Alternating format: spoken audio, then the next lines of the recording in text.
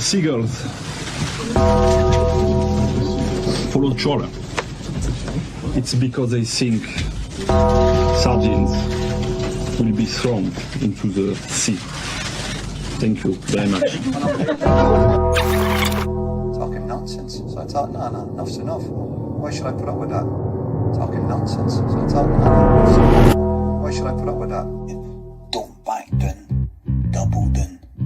Don't back down, double down.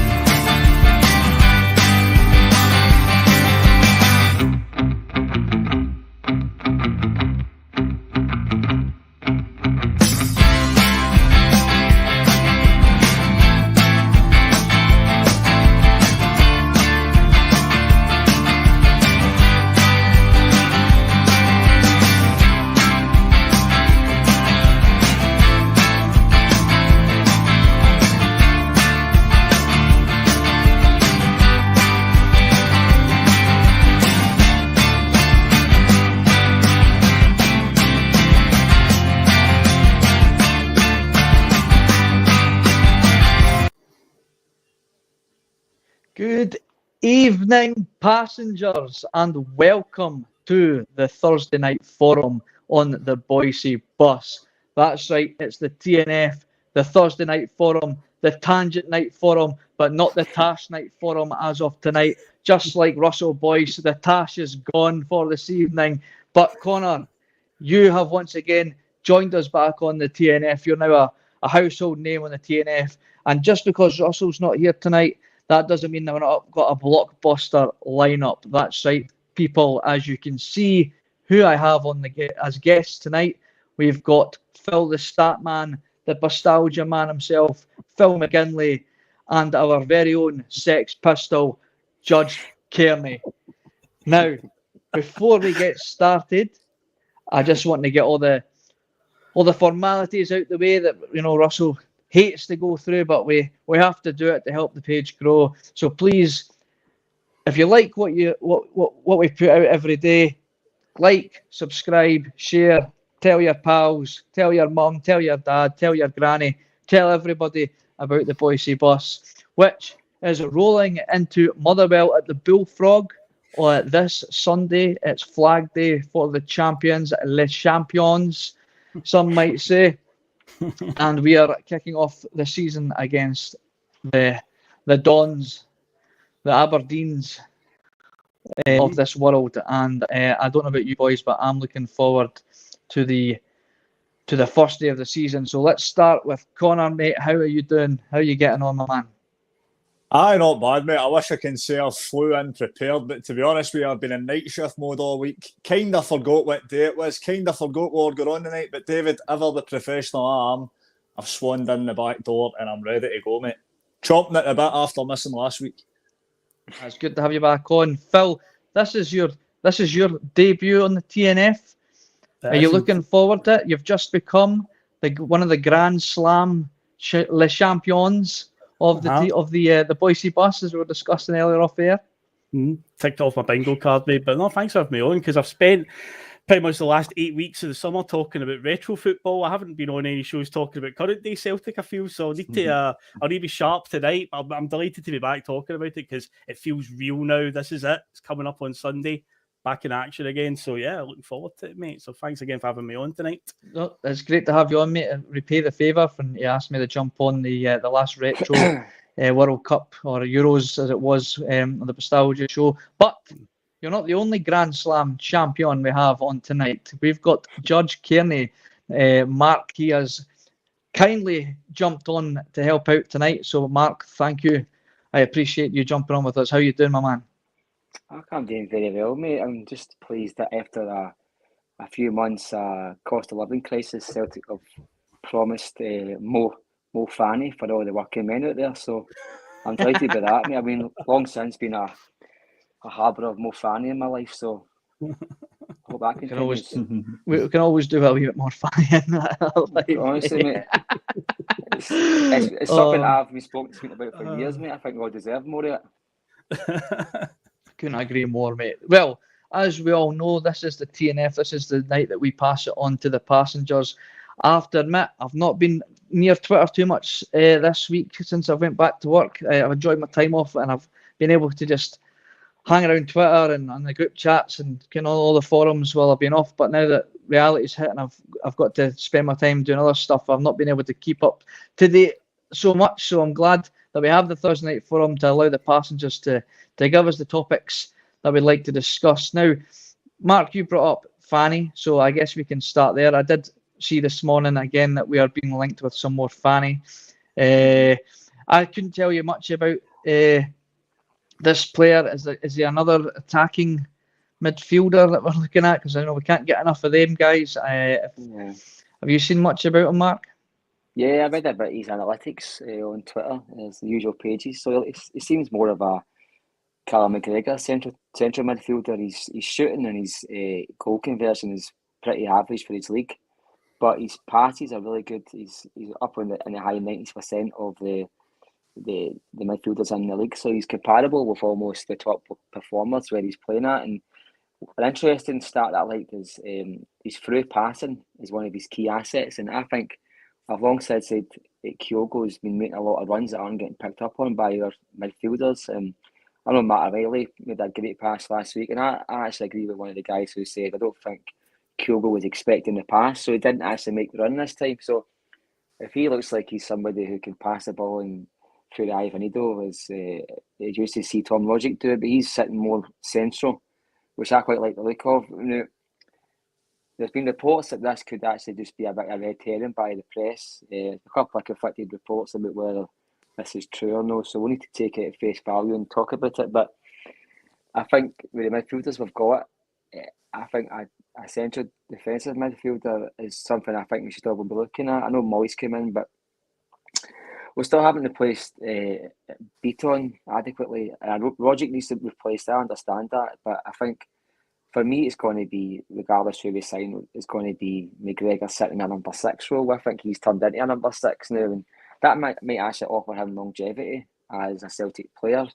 because when he's more advanced, he's using more energy. I know he kind of floats about that midfield area and gets about a bit like Scott Brown used to do, but I quite like the fact that he sits there and he's comfortable defending, covering the left back.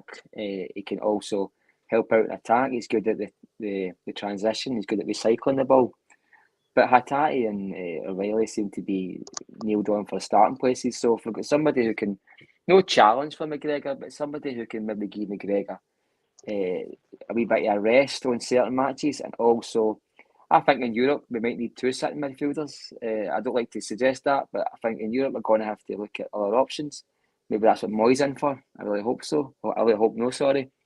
Like a bit more energy and youth than somebody who seemingly smokes 20 fags a day. I heard that on Twitter. I don't know how true that is.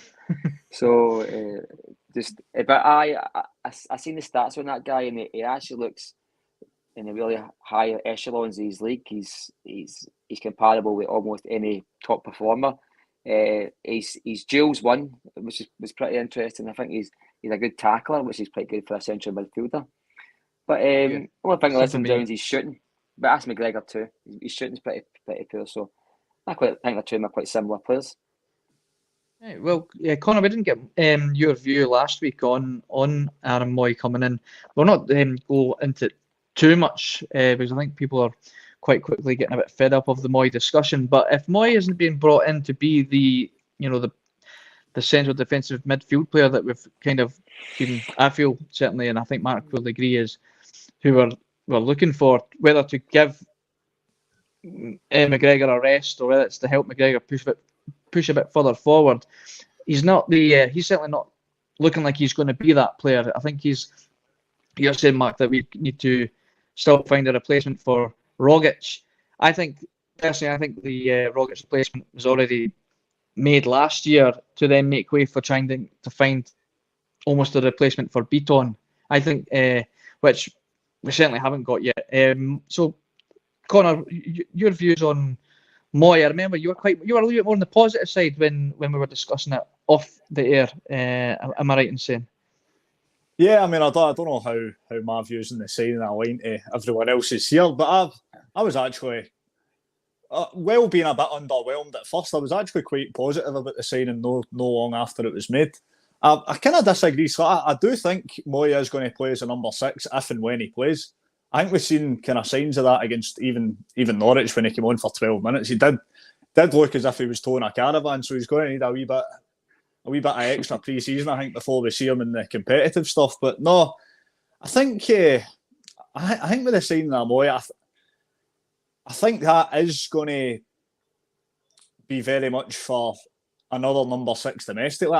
Whether we're going to see much of Moy in Europe, I'm not too sure. That's probably why I think we're going to bring another centre mid in, whether it is Mo Fanny, as you said, or whoever else. But I have seen, obviously, conflicting reports, as Mark alluded to there. I did see that it could be a lot of kind of speculation putting Celtic's name in the paper. Obviously, as agents do Dahan, we've had quite a lot of do Dahan clients in the past. It's quite an easy link. So I think in terms of that, does that put you off when you hear that name? Does that instantly give you a bit of the heebie-jeebies? Nah, see, to be honest, not as much as it would others. I mean, Dudu Dahan's success rate at Celtic's probably, I don't know, 50-50, let's say. Maybe not quite as good as that, but last season we got Abada, and Anjo, for me, Anjo obviously ran the role over Abada and decided he wanted him. Abada was a big success last year, so I don't think because it's the name Dudu Dahan, he's been involved in quite a few year transfers, it's automatically a player that we should be shunning away. If the guy's an Israeli international who's got however many caps, if he cuts the mustard, as we say, then I've got no problems with whoever his agent is. At the end of the day, it's just an agent. So, but in terms of Moy, I think at this moment in time he will slot in as the other number 6.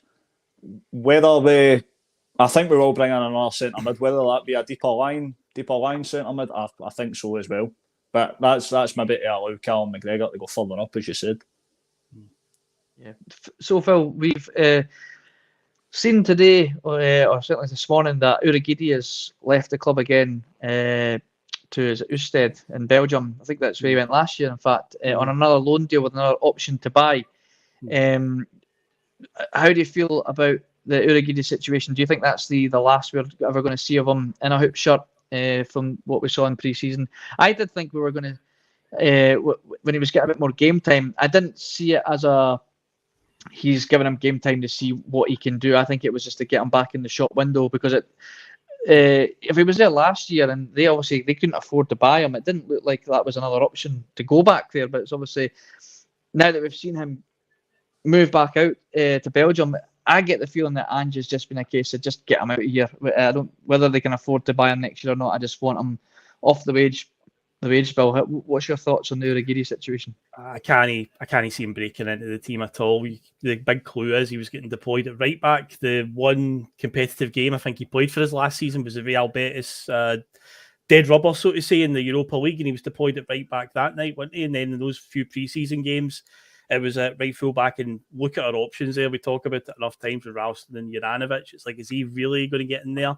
If he was going to have any chance, because he's a centre back, that's his bread and butter position, but he's never really been deployed there, so it looks like Ange doesn't fancy him there, and yeah, he's made in the pecking order, so it probably makes the most sense probably to just move him on now, and if this Ostend can afford them at the end of the season, then so be it. But yeah, it's probably the best for the boys himself. I mean, he's still a young lad, so it stifles his career if he just sits in the stands and plays B team games all season. He gets out and gets to play in a competitive league, and all the best to him. It's just not worked out. It happens from time to time.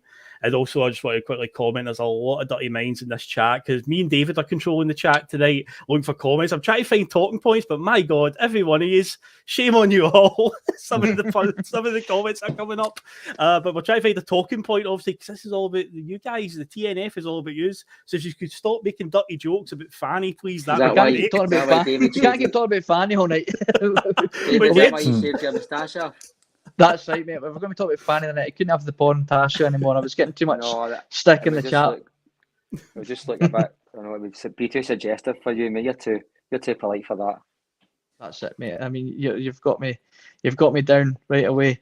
Another player that we could possibly see going out the door while we're looking for more talking points is Mr. Mickey Johnson. He's been linked away to.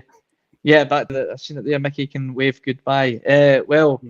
I think we are going to see Mickey Johnson leave on a loan deal. I don't know if we'll see him move permanently just yet, but I think it's getting to the point now where I don't see where he fits in right now, unless, of course, we get a real serious injury crisis. And I just don't see where he gets ahead of the likes of Maeda. Even James Forrest is getting played over on the left ahead of him, and he's naturally a more right-sided player, as we've all known for years. That's his position. And obviously Jota can go between both sides. Even Abada, I've seen getting switched over there at one point. I can't remember what game it was. But that said to me that Ange, whether it's a case that Ange maybe doesn't fancy him as such, but maybe just doesn't feel like he just can't see where he gets in this side right now. I think it's going to be very difficult for him. Mark, do you think if a loan move is an option, do you think that's maybe the right stepping stone that Mickey Johnson needs to take? I know he's been linked with Standard Liège with old Ronnie, but now there's suggestions that might have just been on the group chat that with Aidan McGeady been injured for quite some time, by the looks of it, that he could be a possible move to Hibs might be a good shout for him. I think he has to go to a club where he can earn a move. I don't think he should be going to a club just to get game time, because I think the guy's needing to go get confidence and feel like a big fish in a small pond. So I would suggest Hibs is probably a better move for him. The guy has got ability, but as we've seen, James Forrest is absolutely horrific playing on the left-hand side, and he's played James Forrest before Mickey Johnson. That kind of spells out what he thinks about Mickey Johnson. He's a confidence player, as most wingers are, and his confidence is really below where it should be. I mean, I would suggest Mickey Mouse would be better than Mickey Johnson on the left-hand side, to be quite honest with you. It's no disrespect to the boy, but he's just not going to be a Celtic player, mate. And I think I always like to send players out to teams in Scotland if I think they're at a youth level and I want to see them progress. So that's the kind of loan move that I would make for a 19, 20-year-old. So that would be, he's about 22, 23, he's past that, I think, mate. I think he just has to go and find somewhere that's he has to find a home he's going to impress. Hibs would be the obvious choice out of Standard Liège and Hibs, because he's still going to be living in Scotland. Maybe needs something fresh. Maybe Belgium would suit him. Ronald Dyler might give him a good crack at the whip just because he's Celtic past, even though he didn't actually play under him. He might. I just don't see him ever being a Celtic player, mate, to be honest with you. And we've got a lot of. We pad out a squad like they do in the NBA, NFL, all these big sports. We pad out squads with the guys that are never going to be anywhere near the first team, but I'll never make it. Sorry, and they just increase the tempo at training. They help push on the players who are going to be getting a lot of game time. And I think Mickey Johnson just is under that category just now. I think he had a wee spell under O'Neill. I think O'Neill. God, I wish under Rodgers at one point where it looked like he could be a player. Neil Lennon told him to fuck off at Kilmarnock, and he's never looked back since. If I was Mickey Johnson, I'd have turned around and told him to fuck off, if I'm quite honest with you, and then hopefully listen to me, but he didn't. For me, I think it's just time that we wave goodbye to Magic Johnston. See the and he disappears. That infamous fuck off that Lennon gave him. That killed him. I couldn't help but feel that I was on Lennon's side when he told him to fuck off the night, because I remember watching that game and I remember Mickey had just come off as a substitute, or come on as a substitute, sorry, and he quickly pulled up and he looked like something's happened there. And I remember the camera panned to Lennon and Lennon says, "Do you need to come off? Do you need to come off? That's right. And and I know everyone, you want to, I'll play for the pain and stuff, but a mature player, who's thinking about the team and rather than a personal ambition, may have thought a bit better about that and said, nah, I better come off because I can barely move. And of course, he decided to play on within another couple of minutes. That was him. He was out for the rest of the season because he'd risked. Yeah. And we were down to 10 men. I'm pretty sure after that we had used up our last substitution. So I could understand Lennon's frustration that night. So I remember when I seen him mouth fuck off. I was like, I fuck off, mate. Like, why did you not come off when you said? Meme, mate, on Twitter, it's my favourite meme or gif, whatever you call it. I understand it is a brilliant meme. It's about me. As you said, mate, it's like it's frustration, and do you know, apart from the fact that Neil Lennon's got a man down, he's an asset that the club have that we're all paying for. He's on 8, 9, 10 grand a week. Now, if we're losing him for 4, 5, 6 months of a season because of decisions he's making on the park to not come off, as you say, for personal pride or to get his chance. I've seen players pull up in World Cup finals before the game starts and say to their manager, look, I can't be at my best today, I'm not going to play, etc. etc. Think of the bigger picture. Think of the bigger picture, and he's probably picked up maybe 2 years' salary, I'm going to guess, by sitting in the treatment room, and another 6, 7 months sitting on the bench at Celtic. And a good large chunk of that has been from that injury he picked up at Kilmarnock. And if he'd just come off when he said, I'm sure the sports science department weren't happy with him that night. I know if I was the CEO and I was looking at the wage bill every month and I'm seeing 40 grand for this numbnut who wanted to play a cameo at Kilmarnock, I wouldn't be happy with guys like that. And I'm surprised he's lasted so long without us just getting rid of him. But hopefully this is... I totally agree with Strange Love the Doctor here. Sorry, I'm just reading this comment that Phil's brought up. And MJ is a talented player. He just needs to move. He just needs a move to find a self-belief. He was amazing for all the youth teams, and I'm hearing he's amazing in training. Now, I fully agree with that, Strange Love the Doctor. But the only problem is, at what point do you cut your losses? I mean, he's 23 now. He's kind of at that point where it's like you should really be, if you're going to be a first team player at Celtic, I'd expect, if you've come for the youth at 23, you would expect him to be a starter. Of course, there's exceptions to the rule. Anthony Ralston, for example, even Cal McGregor, our captain, took a bit longer to find his feet in the first team. However, I do agree, if he did have a bit more self-belief, he really could rise to the top. However, I just feel like that ship's maybe sailed for now, and I fully agree with what Mark was saying. I usually prefer to see a player of ours go off on loan, Conor, to another Scottish club, because it really, that's the league that you're going to be playing in for Celtic if you're going to make it. There's no point in you lighting up a league that's of inferior or in a completely different country if it's not going to benefit us in the long run. If you come back here and we find out, okay, you were great in Belgium, but you're just not cut out for the Scottish League, it turns out. So I like to see a player go out on loan to a Scottish club. Of course, the counter argument there, Conor, and you might have seen this, is apparently it's not great for the other teams that they're nurturing our players, because we also saw the Aberdeen banner that they really aren't happy that they're having to develop one of our players once again. And I'm pretty sure they weren't upset when Ryan Christie was tearing it up in Aberdeen for them, scoring worldies and playing games in the Europa League, etc. for them. Conor, what's your view on players like Mickey Johnson, a player that still may have a future at Celtic, being nourished and being developed at another club in Scottish football? Well, I completely agree with that sentiment. I mean, the proof is in the pudding with stuff like that. I mean, every player we've sent out on loan that's came back and had any sort of impact, I'm struggling to think of one that hasn't been in the Scottish League. I mean, Christopher Ayer and Ryan Christie are the two obvious ones that went to SPL clubs and done very, very well when they came back.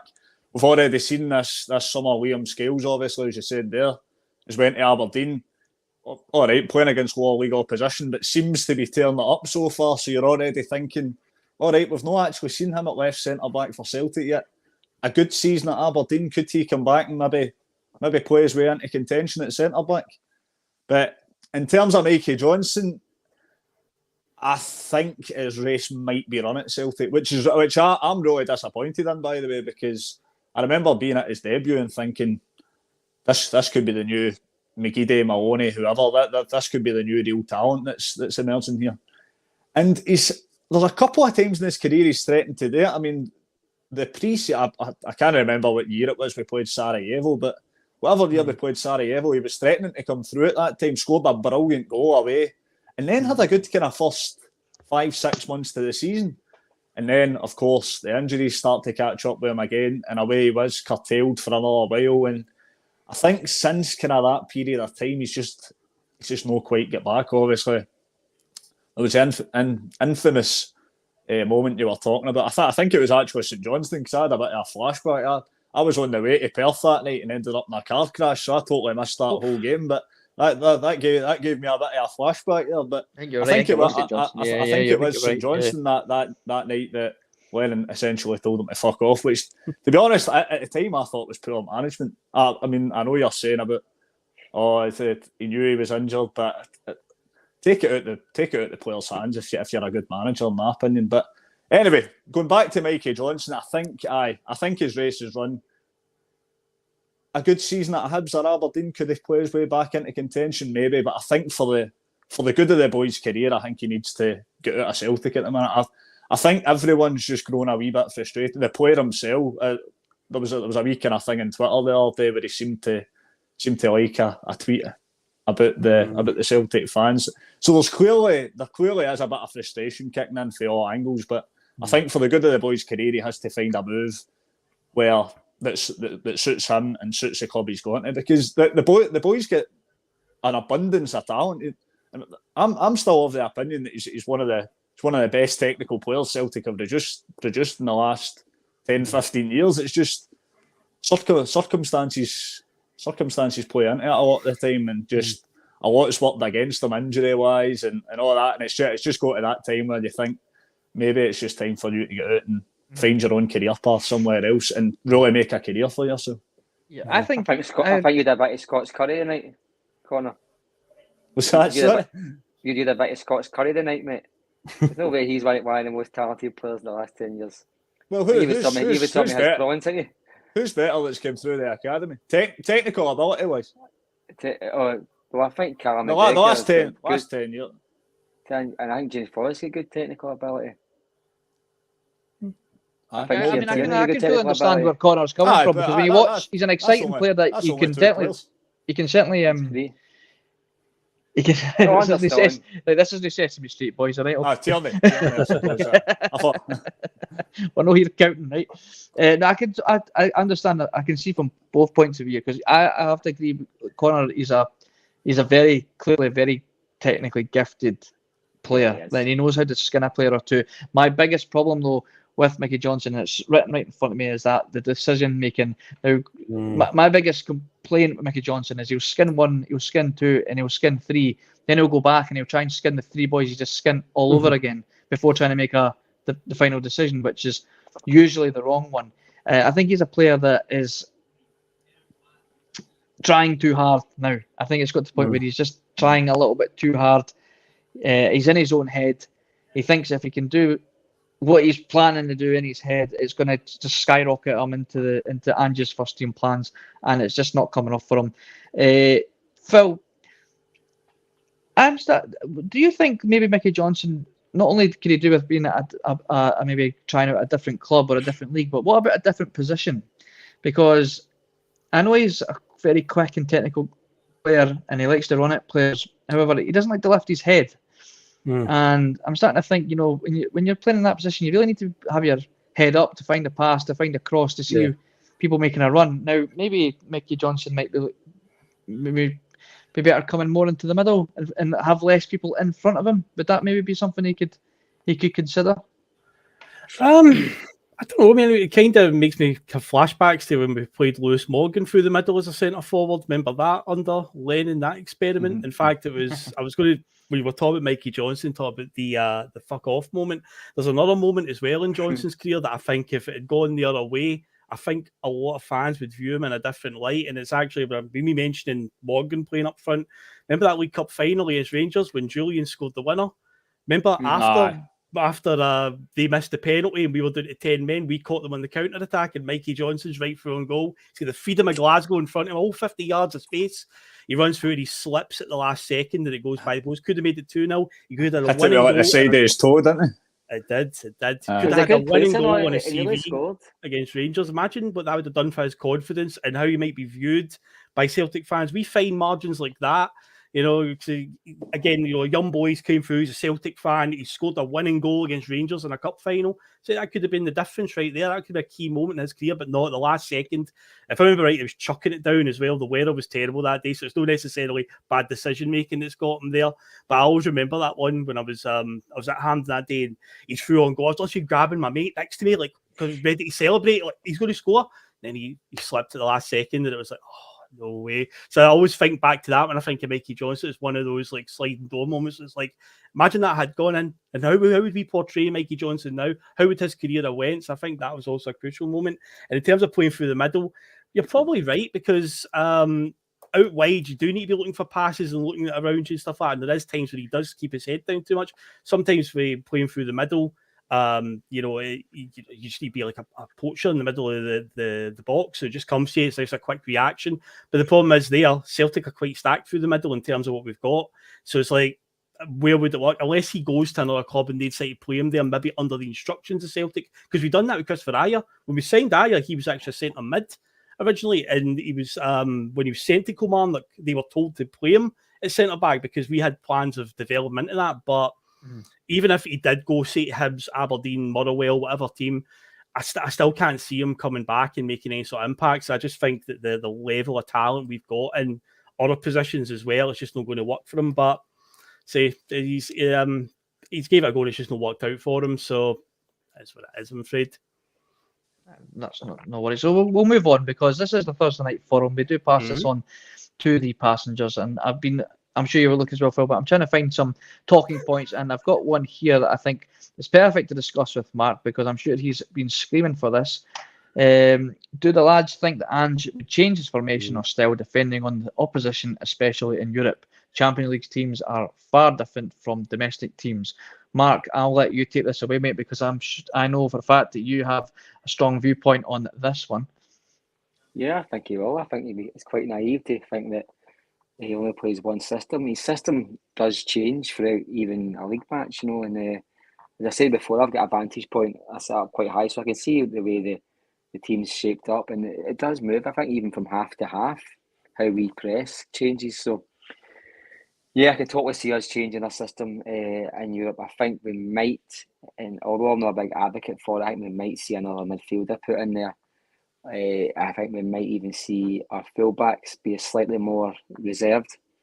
I think as long as we could still overlap, I think we'd be happy to let her make it like say Ralston, and I take it it's going to be Taylor. I think he will let them kind of move forward when the time's right, but I'm a bit more pragmatic, I feel, and I think Giakoumakis in these European games, he seems to be the guy to play against the physical teams. He seems to be a bit more of an outball.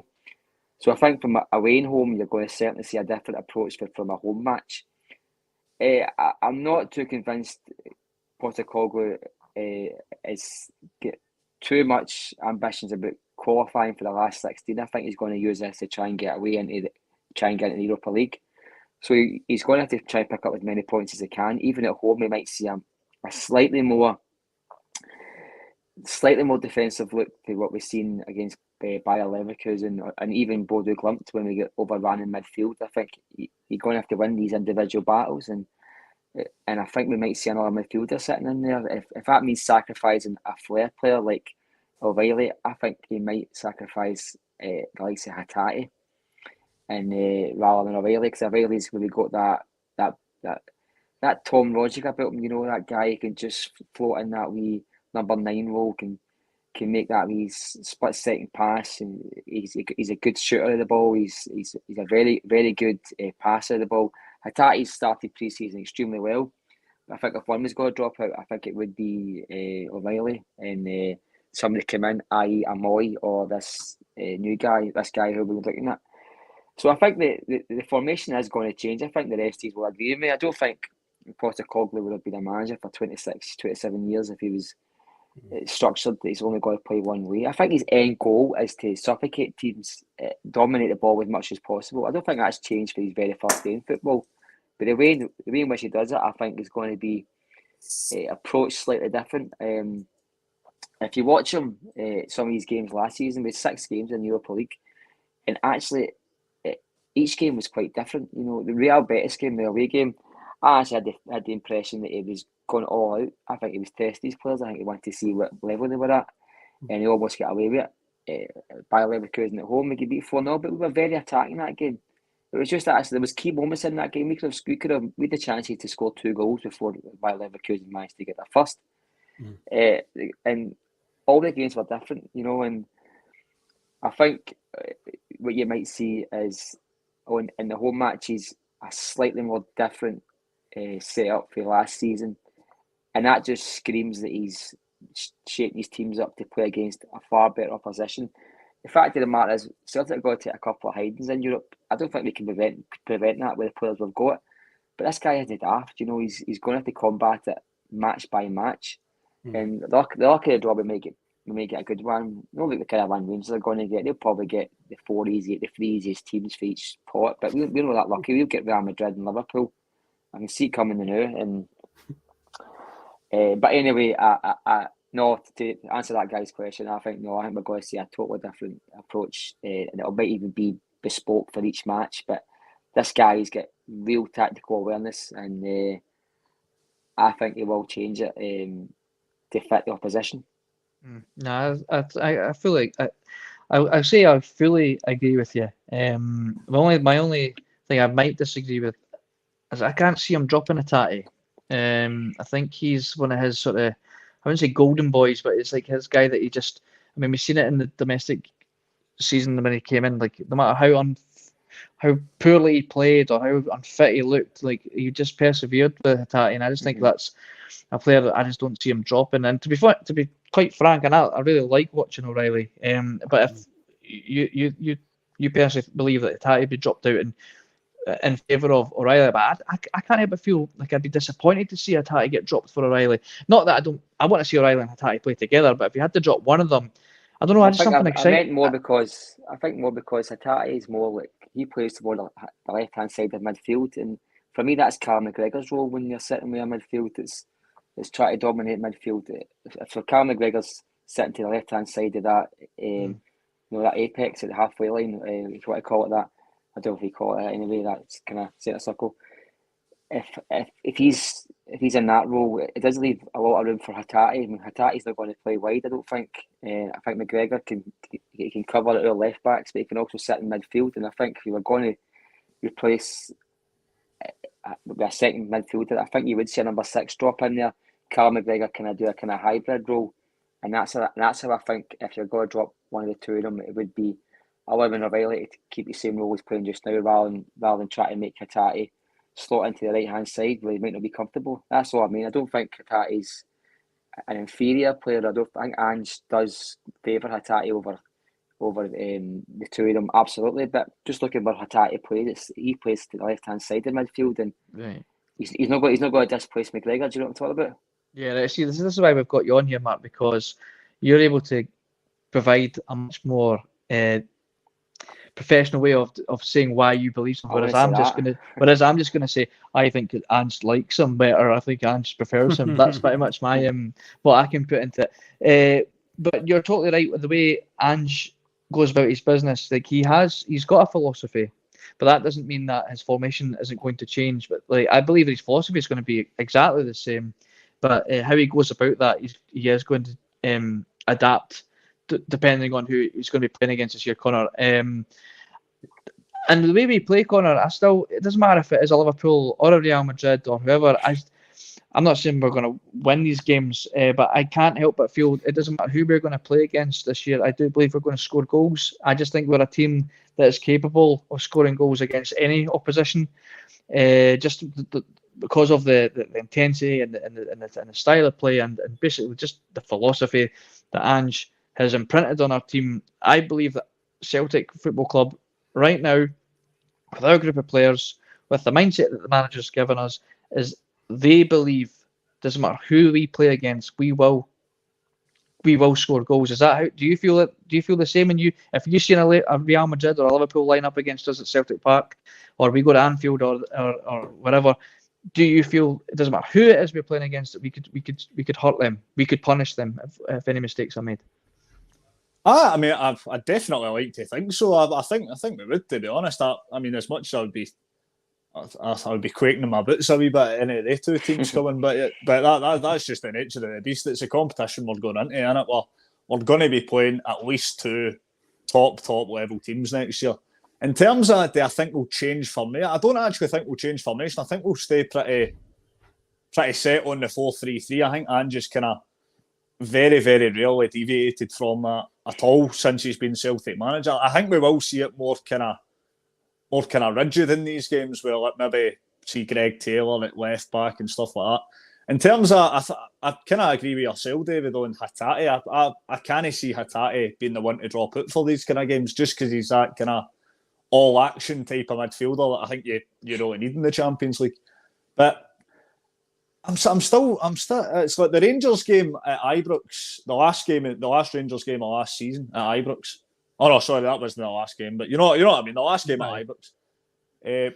That's the kind of game I keep going back to, and we actually did change system at half time to go far more rigid in the second half.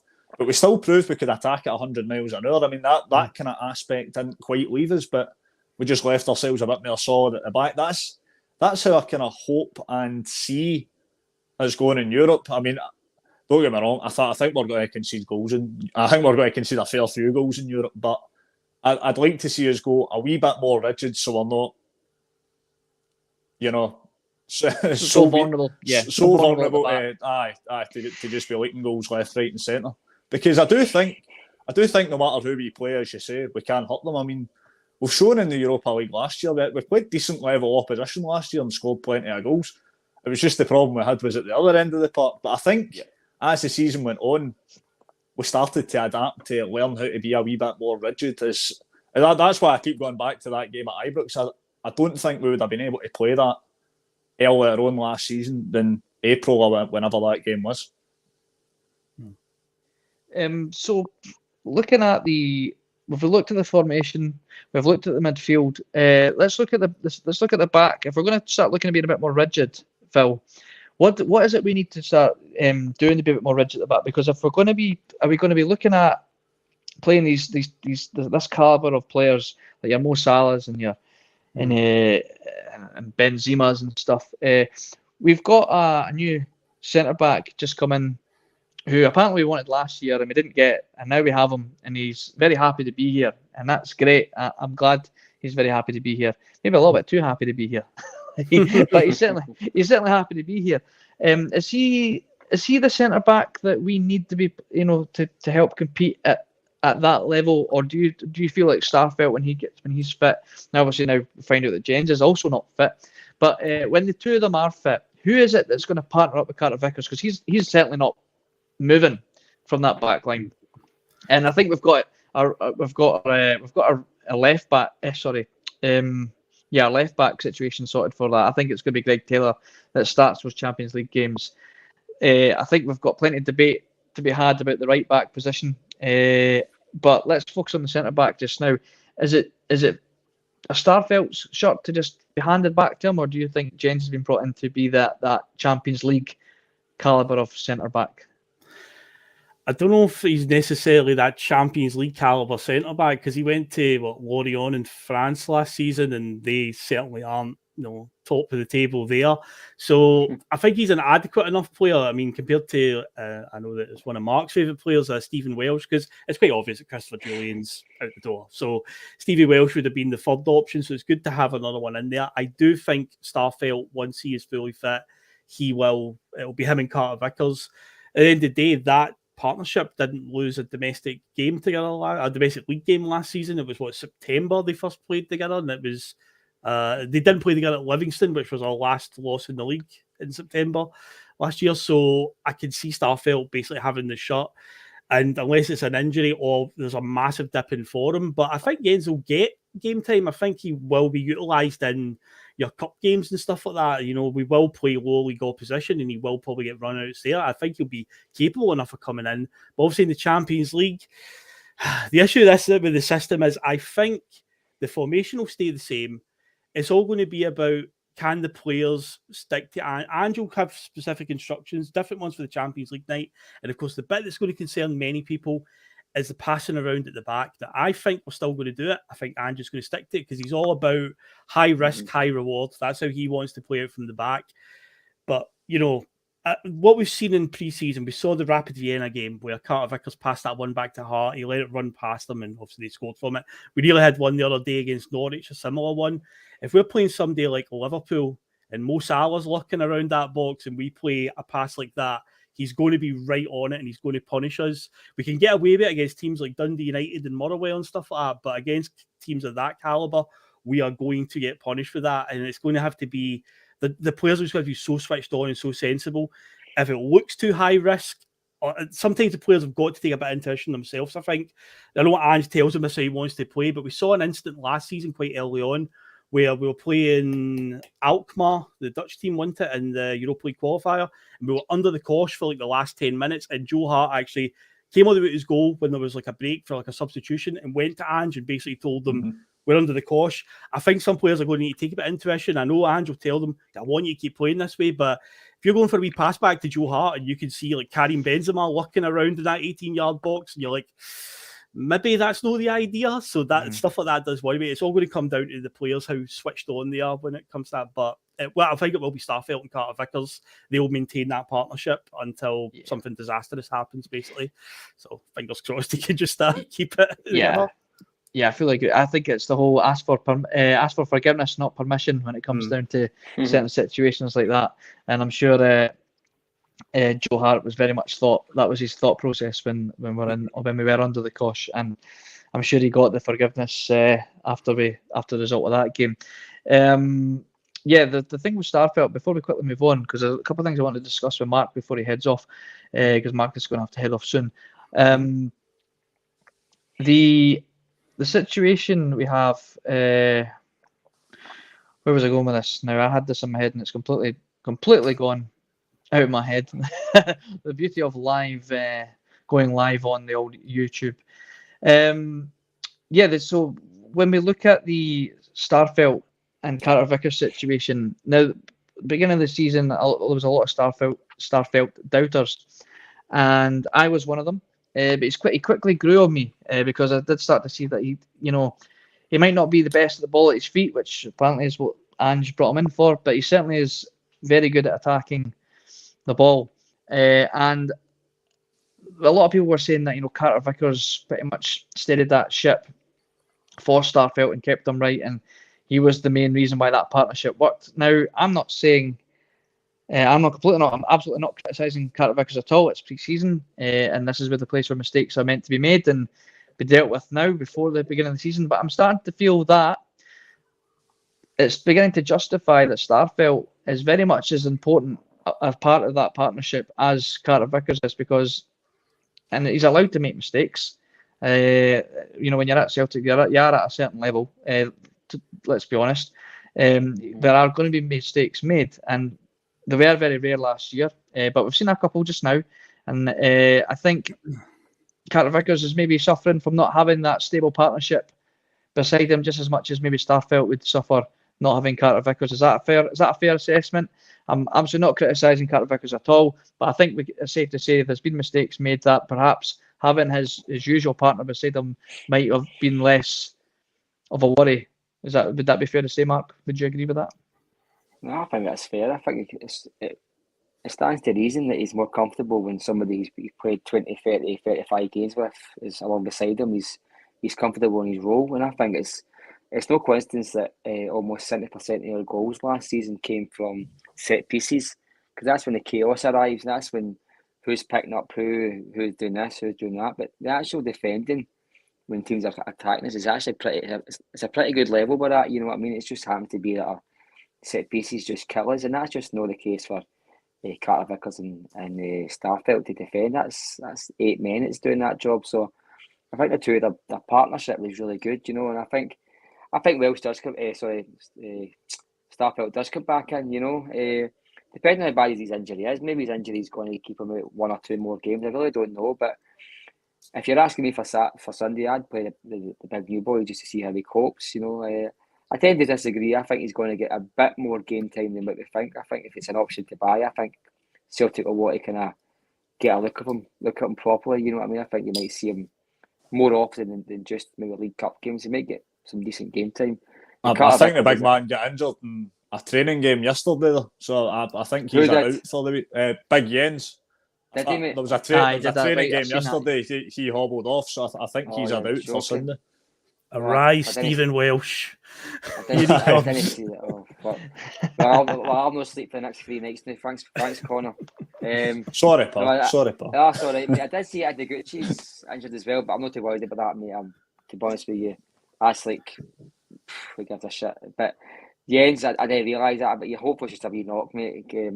Well, if it's Welsh, it's Welsh. You know what I mean? I just need to put some gloves on so I don't bite my nails off. To be honest with you, I mean, I think it's only fair to say, and that might Heart's been a bit iffy, I know, and maybe Heart's not as comfortable with the new guy, not the new guy, but the new system, because I think the wee triangle goalkeeper and centre backs, I mean, that's like a wee separate bond they've got. You know what I mean? They do a lot of talking through the match, and when a key element of that's away, then it kind of creates a wee bit of doubt when things are, happening about the two of them, you know what I mean? And I think maybe that's McCarter, because, and maybe he's had a good summer. Maybe he's had a lot of things in his mind. Maybe the contract took longer than what he thought. Maybe it's just he's just to get his bad games out of the way in summertime. But I think once Starfelt goes back, for me, I think Starfelt has got to be number one, because he deserves it, because he got a lot of stick for me last year and a lot of stick for probably a lot of supporters. But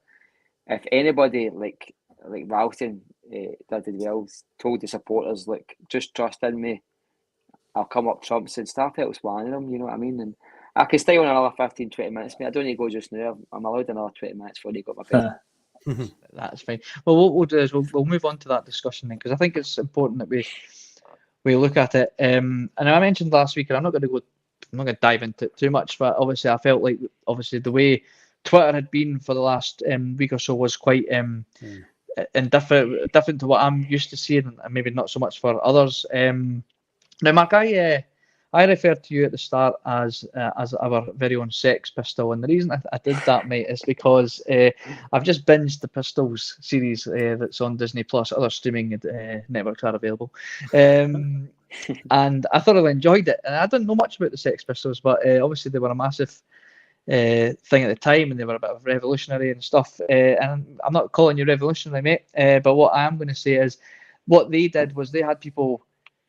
They put a lot of people's backs up with their views and opinions on things, and they weren't necessarily wrong or they weren't necessarily right, but they certainly caused conversation. And I think what you do here is you give an opinion, and not a lot of people will agree with you. In fact, there's probably more that will disagree with you, but that doesn't stop you from giving an opinion. And I don't necessarily agree with a lot of the stuff that you say, but not because. Maybe that's me not being educated enough on some of the things that you discuss, but that's what I like to listen to you when you're on the pod. You give a viewpoint that maybe other people aren't willing to look at, and maybe people would look at it and they might think differently, or maybe they would look at it and still totally disagree with you. But where I'm going with this is you're not on here to pretend to be something that you're not. You're not. We obviously, this is a fan podcast on Celtic Football Club, but I don't think we necessarily call ourselves fan media. I think I like to try and keep away from the term fan media, because fan media was a thing I felt that I did gravitate to, and I listened to a lot of other fan podcasts and enjoy them very much. But I'm beginning to feel that what I liked about fan media is they were completely different to mainstream media, and I'm starting to get to the point where I can't help but feel that my fan media, and not everybody, but there's a few fan media pages that are becoming a little bit maybe too mainstream, or certainly thinking that they're becoming the mainstream media and almost becoming the complete thing that they promised or said that they would not become. And I don't know if that's been a clever ploy on the football clubs of all fans, not Celtic fans, and not just Celtic fans, but all football fans in general. They've almost managed to get us on puppet strings and twist the narrative. You know, the fan media was quite pushed back against a lot of some of the stuff that clubs would do, or they would not drive the narrative that the club certainly would want the narrative to be. And maybe that's why fan media has been invited into the clubs more and given a bit, you know, get your picture with the players and get to ask the players some questions and be at pitch side at shirt reveals and yada yada yada, so that they almost neuter, castrate, you might say, some of the views. But that, you certainly don't do that, mate. And I feel like you've had a lot of pushback on your views, unfairly as well. You know, if you're going to give a viewpoint and you're not going to agree with Mark, give him something to have a discussion about. Don't just throw insults at the guy or call him a helmet or whatever. Like, give Mark a reason why you don't agree with what he's saying, and give a fair. And there'll be a fair discussion. We've seen it last week that it was, you know, if you don't agree with somebody, you're just going to throw insults on. It's not a fair discussion. You're not going to win that. You're not going to win that battle. And I don't know how you feel about it, Mark. It's water off a duck's back to you, clearly. I mean, I certainly don't like to put myself too far out there on Twitter for that reason, but you certainly handle it very well. Have you got? How do you deal with that? Like, do you find it difficult, or do you find it? Well, it's just experience, mate. It's just experience, you know. I mean, sometimes when you've got 160 characters and you're putting a point across, nobody wants you to elaborate on that point. See, once they've read the first part of your comment, if they don't agree with it, then no matter how many times you explain yourself or explain the point you're trying to make, they're not interested in the second part of your comment. It's experience of just fucking. I mean, just Twitter is a hellhole for people sometimes. You know what I mean? I would hate to be somebody who was suffering from any mental health, you know, on that platform. Really, but people like me are talking to. I'm tweeting during a Celtic match, right? And I'm maybe tweeting like, "Oh, that's a bad pass," or "Come on to fuck, what happened to the centre back there?" And I'm just talking like you would say to your pal if your pal was sitting on the sofa next to you or sitting next to you in the stadium. But people don't want to hear the bad things. People just want to hear how beautiful Angie's hair looks today, how fantastic your armpit is, that fucking every cross he makes is how good he is. Mate, see, fan media is disproportionate to Celtic. Celtic's got one of the most fan media. I hate that term myself, but Celtic are disproportionately covered by fan media because Celtic have got a real mistrust in the mainstream media. Not just because of things we see day in, day out with some of the stories that's printed by the press and the total bias, to be honest with you. Some of the things that they say against Celtic is just unbelievable. It's untrue, half of it. Even the lies aren't true. Just constant shite. So that exploded during COVID when Celtic were getting bad results, and all these podcasts that were getting fairly low views were all of a sudden getting 5, 6, 7, 8, 9, 10,000 subscribers in a matter of months. And they were picking up traction because misery loves company. When Celtic were losing, people just couldn't wait to go on these podcasts and watch other people discuss where it's all gone wrong. Now, and that's when the podcast for me peaked. That's when the podcasts were like a soundboard for all the fans to listen to views that weren't what the club wanted you to listen to, what certain media outlets couldn't actually say as aggressively. And I'm going to go one further than you, mate. They've had their balls chopped off, quite a lot of them. See, if you've got a podcast that is relying on subscriptions and you're being backed by a third party, it's your full-time job. I'm not saying they're all like this, but if you're being totally backed and it's your full-time job, access to the club is going to be something that your employer is going to be looking for you to keep a hold of. The same way a journalist who is freelance in the Daily Record, he'll need to have some sort of relationship with Celtic Rangers. So they can't print the exact truth. I mean, some of the stories that I've been reading on Twitter, like, from these so-called no independent podcasts, because they've got Celtic at heart, but Celtic with Celtic interests at heart, you know, and it's something that's been pure nonsense, mate, you know, and it's something that's been pure utter. It reminds me, was it Pravda? Is that what it was? It's like the Russian propaganda, just telling us what they think we want to hear and how great Michael Nicholson's doing, etc., etc., etc. It's utter nonsense, mate. I said this before on the show, but see the day I feel like I need to come on and speak the way anybody else thinks I should speak. It'll be the last time I do this show, and that's the same for you guys. I know I couldn't sit there in all consciousness use this platform we've got, and the people who will watch our show might take heed of what we're saying and might not take heed of what we're saying, but we can definitely push a narrative on this show. If we want to push a narrative, we can do it. People can listen, people will react to that, you know what I mean? And someone might agree eventually. So we have got a narrative to push if we want to. And we're never going to do that. I mean, Russell said that for the start. We've got 15 podcasters on this show and we've all got different opinions. I like the fact that Conor disagreed with me 5 minutes ago. That's great. He's made of that. That's fine. That's what we're on this show for. See, if I was saying Aaron Moy was a great signing, so was Phil, so was you, so was Conor. Do you know what I mean? It wouldn't look good listening. I wouldn't want anybody to disagree with me just for the sake of it. But Twitter's become an echo chamber for these people. Mm-hmm. Now, if you want to read how good Celtic are when things are going slightly bad, just log into certain websites on Twitter. Certain websites, when you log in and they're selling T-shirts for Boohoo and all that shit.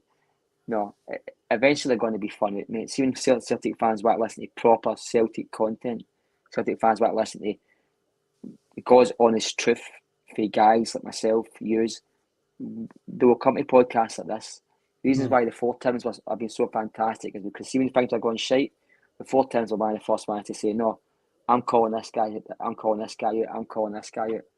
And there's certain other podcasts I'm not slagging these podcasts because they all do a great job. A lot of them for free and they all spend a lot of time doing it. But it's actually pushing the narrative a bit further when you go into Twitter and you get this pile on. I mean, I get a pile on maybe once a week. I woke up the other day that I hadn't even posted a message yet, and I seen about 30 replies about me, calling me names, and I just laugh at me. I'm like, no bother. I woke up, I hadn't even said a word. I actually got a message off somebody in the pod, just saying, "Oh fuck, look at Twitter," and I just looked at Twitter, and luckily I couldn't see some of them, but I had like 30 responses about me. I was just like, no bother, mate. You know what I mean? That's fine. I mean, Superstore at 4, as Bhoycie said. I don't really care, mate, to be honest with you. But and I think the Celtic pods have got a wee bit of responsibility here, you know. And see, you're pushing this Wizard of Oz fucking Dancing with Rainbows and Dwarfs fucking Happy Days Celtic push. See, when folks start to mention when something they don't like, I'm not a big fan of the signing strategy this season. We signed the 3 players. I'm not going to get into it. The 3 players that I really wanted to sign, we signed. We did do much more than that. I mean, you've already got Conor and yourself saying that they expect Starfelt to be number 1. So what's the centre back for? Backup. What's the left back for? He's a project player. What's the goalie for? He's a backup. We've not been out and strengthened as much as some of these guys are trying to tell us, you know. And that's okay. That's fine to disagree with that. But see, when you mention that on Twitter and the narrative's been pushed by every one of the club's sources that everything's going great. I mean, I actually seen one of the podcasts. I need to say this. One of the podcasts even had actually what he did. Everything's going fine. That's what he said, and I just turned it straight off. I'm not listening to that shit. I thought, where's that coming from? It can only come from one part of his brain when he's wanting to push a narrative. And he's done well like yourself this week. I can see that for nothing. And I'm not going to get into personal with guys because they all do a great job. I like them for free, and long may that continue. I listen to every one of them. But I just think it doesn't help the abuse some of these get online when a narrative's being pushed that all's rosy in the garden when I can see some elements that I want to disagree with and some elements that I think was a wee bit of cracks that they saw under Dyla, Strachan, O'Neill, Rodgers. But the second season isn't as good as the first season in terms of club backing, because that money for the 3 players I mentioned was absolutely ring-fenced last season. That was absolutely in the budget. You can't tell 3 players to come to the club and say to their clubs, we will sign you if we get money for the Champions League. they would not allow that deal to be put in place because it's restriction of trade. It holds back the players from seeking out new deals, and it also restricts the parent club to getting bigger bids in for them. That's all I want to say on that, mate. I think we can all be arseholes on Twitter, but some of the abuse. See, because I think Joe Hart's a better goalkeeper than Seagrist. Don't call me a prick. Just say, I think you're wrong, mate. That's enough for me. Let's start a debate, mate. And it's a bit of a rant, mate, but it's something. We probably all had it at one time on Twitter. I've got to a stage now where I just no bother, mate. No problem. Well said, Mark. Well said, man. Yeah, well said, mate. That's. I just wanted to get that across because I feel like you're more than happy to give back what you get if you feel it's necessary on Twitter. But I feel like you're very good at putting your point across, and I just wanted to give you that platform to do that. So I appreciate you doing that. Now we've been on for an hour and 5 minutes, so we've still got 91 viewers watching. So if you haven't already liked and subscribed, please do that. We're not going to keep you on too much longer. I just wanted to say I've seen a few comments in the chat. There's a lad on the other pod. I'll happily say Axom, another pod, a guy called Jamie that was on, whose young boy is not isn't particularly very well, and a lot of the commenters and all of us here want to just make sure that give our best wishes to Jamie's young lad. Definitely. Chin up, mate. I'm sure. Absolutely. That's horrible, mate. We're all Celtic supporters here, and I'm sure everyone will agree with me that we all wish him the best. So David, just before we can you indulge me for a moment? I've got a good point to end on, a bit of fun for us to dive into, because I saw a comment fly up earlier on saying, right lads, who do you want in the Champions League? I've got the groups, I've got the pots in front of me. Do you want me to go through pot one, then we'll do pot two? We'll go around the table and say, who do you want, guys, right? So, because pot 1, 2, and 3 are all decided, only pot 4 needs to be finalised, but we can't draw anybody for pot 4 anyway.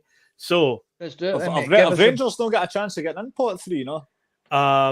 No, they would be higher seeded than us, but they would still be in pot 4 anyway, so it's all up to you. But I'm sure they'll put that trophy in the trophy cabinet if they did qualify. We were seeded higher than you in the same pot trophy. The coefficient cup again, as usual. But the pot 1 is...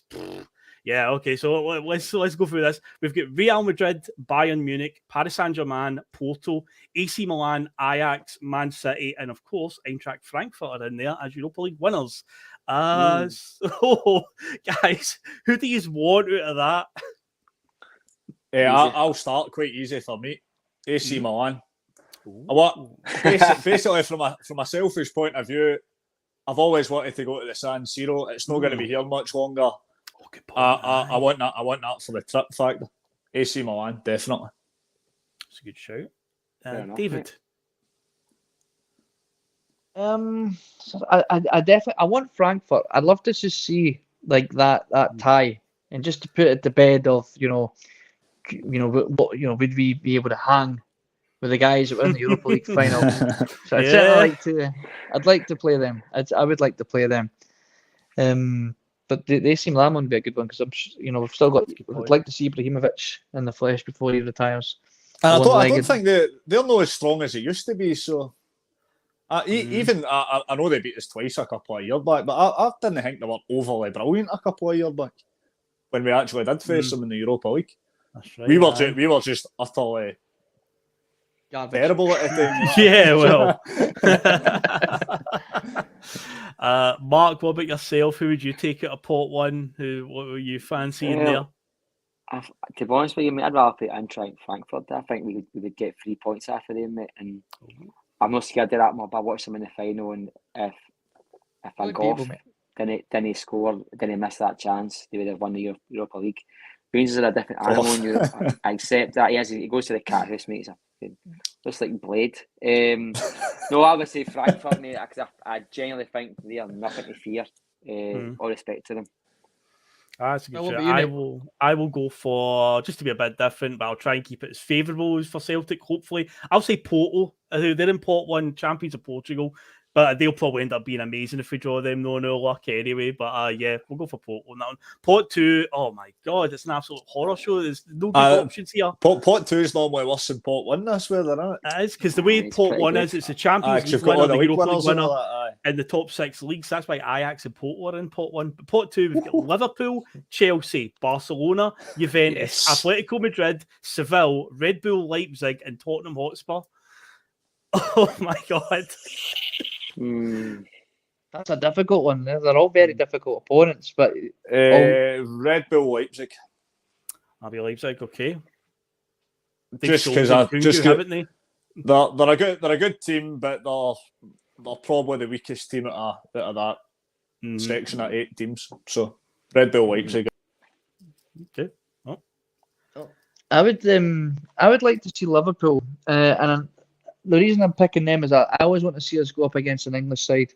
I was swaying towards Tottenham for a second, but I'm also thinking tactically. I want the Celtic to progress through this group, and I feel if we had a team like Liverpool that should scud everyone in the team, we could end up relying on something like that, just to help us get a healthy second place. So I'm going to go with Liverpool because I'd like a bit of a glamour tie, but I'm swaying towards wanting to progress out of the group. Mark, what about yourself, mate? I agree with David there. I think Red Bull would probably be an easier one for us. I know. I actually think 4 points gets you third. And see the best group. If you get a good group, I think 4 points gets you first. Gets you third because the top 2 will rattle you. Am I right in saying we get 3 points one year when we were in with Anderlecht and get third? Aye. It was that one. We beat them away, but they beat us at Celtic Park, but that was enough because Anderlecht didn't win any other games. Because of the head-to-head we ended it's up head-to-head now. That's right. I would take Red. Although, to be quite honest, just for Regan, I would like to see us maybe play Spurs. Spurs. But I think see if you get Red Bull and Eintracht Frankfurt, there's your Pot 1, Pot 2. I mean, two champion teams, mate. Oh, no, you can't. Oh, sorry about that, mate. That's a pity. Well, Eintracht and I wouldn't be scared of Spurs. Spurs. That's a fair I wouldn't be scared of them now. I wouldn't be scared of Chelsea right now either. Chelsea look like a wounded animal. If Spurs sell Harry Kane to Bayern Munich, I think it's a different talking point. Of course. He's not going there, mate. I can't see him going there. I can't see it myself, but if that was to happen, I think it would be a different conversation. I think he's gold that day. I'm saying that as if Spurs don't have any other players other than Harry Kane. They're absolutely littered with talent all the way through the team. But Pot 2, I definitely think is harder than Pot 1. But I think I've mentioned this before. I would love to see Ange's style of play up against Diego Simeone's Atletico Madrid. I'd just love to see it. So I would say I've got Porto so far and Atletico Madrid in my one. But Pot 3, there's a few bogeys in here. Before you go there, mate, can you imagine our team would get absolutely battered again? I mean, I don't mean the scoreline. Like if we've physically battered, I know, absolutely battered. But again, Madrid would be some trip. It would. It's that new stadium the Wandering Metropolitano. It's a Madrid's probably the one kind of trip. Well, I suppose we did get Atletico years and years ago in the Europa, but I think for a lot of fans, Ryan Madrid's maybe the one that's not been done yet for a lot of Celtic fans. That's true, aye, because Real Madrid. Because we got Rome off the list a couple of years ago. That Rome and Madrid were always the big two that a lot of folk were saying they wanted. What's Pot 3 then? Pot 3 is a few stinkers in here as well, a few hard ones. We've got Borussia Dortmund, we've got Red Bull Salzburg, Shakhtar Donetsk, who will be playing out of Poland for their games. Inter Milan are in Pot 3, so there you go, Conor. If we don't get AC, we could still get Inter. I'd rather get AC for Pot 1. AC. There's Napoli as well, Sporting Lisbon, Bayer Leverkusen, and Marseille make up Pot 3. Was it Red Bull set up? I actually went to Salzburg the last time we played them. That's a beautiful wee city, but they kind of schooled us. So I wouldn't really want to play. We've played them twice, I think, over the years, and I think they've got the better of us twice. Did you say Lisbon? I'm going to go Sporting Lisbon. Sporting Lisbon, okay. Again, because the trip would be brilliant, but again, I don't think it's really a team to fear. Without knowing too much about them, I don't think that's one of the teams to fear out of that list. Okay, so Conor, you've got AC Milan, Leipzig, and Lisbon. Did you say then? Was that your? That would actually work as a group, wouldn't it? Yeah. Not too Oh, bad. I would agree. That's a group I'm wanting. Sporting Lisbon for you as well, David. Aye, I'd quite like to see that. And if things are going the way it's going, Ronaldo might end up being back there, so I wouldn't mind seeing him in the flesh before he retires as well. Because he's starting to run out of clubs. if he's wanting Champions League football, I know another club in the green and white that might be one. Yeah, they could. If he's willing to take a wage cut. You need to take the number 9 though, because we've got a number 7 already, as it was pointed out to us in the group chat earlier on the day. Mark, who are you going for, mate, in pot 3? Well, I'm going to Lisbon in October to see the stadium and that for August 30th. I'm going to go for 4 days, so I don't need to go see Lisbon twice. I would actually, I think Ronaldo's been linked with Napoli, or he's been offered to Napoli, so that could be a trip. But I think he's been offered to basically anyone that's in the Champions League next year. Nobody wants to take him. We'll take him, mate. If he fancies a bit of Glasgow rain, we'll take him. Of course, mate. I think you saw yourself what happened with Dortmund last year when they didn't have Haaland, so I would take Dortmund. And I think with my group, with Dortmund, Spurs and Eintracht Frankfurt. No, Dortmund and Frankfurt can't be together. You absolutely love the German teams. Can he get Dortmund and Frankfurt together? Drop Frankfurt, mate. Drop Frankfurt. Right, okay, I'll start again. You're wanting a group full of Germans. I still want Eintracht Frankfurt. I can't. That mob when they win the league. I want Frankfurt, right? No, they just win. They win the league. Frankfurt, Spurs, and you know something? I wouldn't mind a wee trip to Italy. So what about Napoli? They'd be hard to play. Napoli would be good. If you like pizza, Naples is the place to go. That's the birthplace of pizza. In fact, actually, well, we've got Napoli on the conversation. Oh, okay, yes. Nice. Is that the Maradona one? The Maradona one. What a shot that was, mate. That's a beauty, that one, isn't it? Why is that? It's in the washing basket right next to me. We've got this. It's all scripted, mate. This has been scripted the whole night, mate. The whole thing's been planned. See, it was like that. Who's that magician guy or that? Is it Darren Brown? You've been putting Napoli in my mind all night so that I would choose Napoli here. Just occasionally, something in here. Subliminal messaging. Yeah, well, that's my group. I think we would have a chance of third in that group. I think we would. A small chance, but with a chance. Phil, what about you, mate? What's your last one? Let's see. Because I've went for Porto, Atletico Madrid, which is semi-favourable. Tell you what, nobody's ever going to look at this one. Marseille. What about the south of France? Have we tripped to the French Riviera? They're in the Champions League, aye. They're in pot 3 according to this, aye. It says here pot I don't know. You trip to France for you, Phil? I don't know. Well, I never got to Marseille in my Euro 2016 adventure, so I can tick that one off the list. You never made it to Lyon, nearly. Just make sure if we're renting a car that you make it on time. Don't cause me to have a hissy fit. But yeah, I'll go for Marseille series. Nobody would really have a look at them. First Champions League winners as well. But yeah, I'll go for that one then. Yeah, Atletico Madrid's always been intriguing me just because I just want to see Ange up against Diego Simeone physically on the sideline, battering each other. The big Ange will take him down, man. No problem. Ange smash him, I reckon. He will. There you go. That's just a comment I'd seen flying up earlier. A wee bit of fun. Yeah, that was an early one. I've seen that too. Good memory, mate. Because it was quite an early one. I think it was for Del Boy actually. Right. Well, on that note, I can't read it. What's that comment say? I can't see it, mate. Just listen. Group of revenge. Because I picked Porto and Atletico Madrid. Aye. Well, okay. Aye. I'm not old enough to remember that Atletico Madrid game though. I'm only 36. I don't remember the 70s game against Atletico. No. Well, just on that note, lads, I think we'll call it a night there, especially when Danielle's bringing up the pink bathrobe. Yes, okay. Thanks everyone for tuning in. Right now, there's 107 of you live, and it's 25 to 11. So thanks very much for putting up with us for an hour and 19 minutes. Thank you to the boys for joining me. Conor, one of our household names on the T.N.F.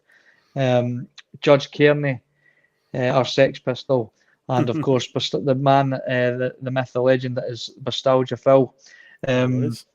Thank you very much, everybody, for tuning in. Remember, we're going to be live at the Bullfrog on Sunday, so after the game, make sure you head there. We're looking forward to that very much. It's going to be a terrific night, and I'm looking forward to meeting you all in person. And those that are in the group chat as well, I'm sure it'll be great to have a chat with you all there. So thanks again, everybody. Take care, and we'll see you guys soon. Phil, you hit the button, mate. I shall, yes, I shall do. So thanks again, everybody, and we shall catch you all later. Cheers. Some of his comments about me deliberately trying to cause controversy. Well, I work in the media now, and you've got someone sitting there next to you who's an embarrassment to the media profession. He's an apologist. He's a charlatan.